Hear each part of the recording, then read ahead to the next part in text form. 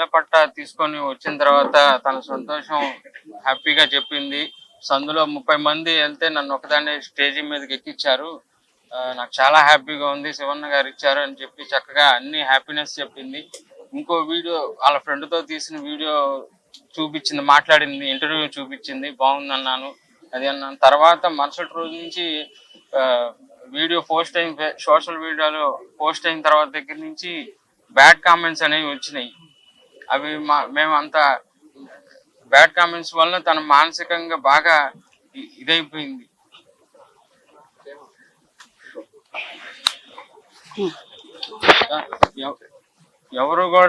ఎవరు చెప్పించలేదు, ఎవరితోనూ చెప్పలేదు. అందరూ తన మనస్ఫూర్తిగా నిజంగా తన మనసులో మాకు ఆ పథకాలు నిజంగా అందినాయి కాబట్టి మనస్ఫూర్తిగా చెప్పింది. తనకి జగన్ అన్న అంటే గౌరవం, శివన్న అన్న గౌరవం, అందరూ గౌరవం. ఏ పార్టీ మేము ఆ పార్టీ మనుషులం కాదు. మాకు ఇంత హెల్ప్ చేశారు.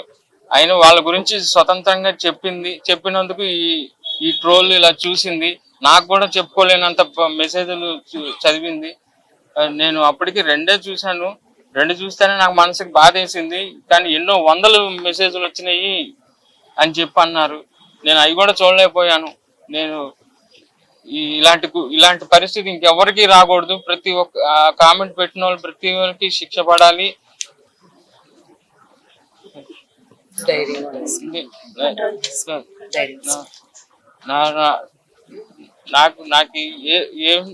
నాకు ఏ సహాయం చేయకపోయినా పర్లేదు, నా పిల్లలకి సహాయం చేయండి.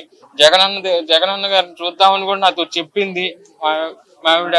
ఇక్కడ నిమ్మకాయల ఆటలో కూడా మీటింగ్ జరిగితే మేము వెళ్ళలేకపోయాం, మేము అంతా చేయలేకపోయాం. నేను బ్యాడ్ కామెంట్స్ దయచేసి పెట్టమాకండి. ఇంకో కుటుంబం ఇలా వీధికి పడకూడదు దయచేసి నేను చెప్తున్నాను. Like and subscribe Eagle Media Works.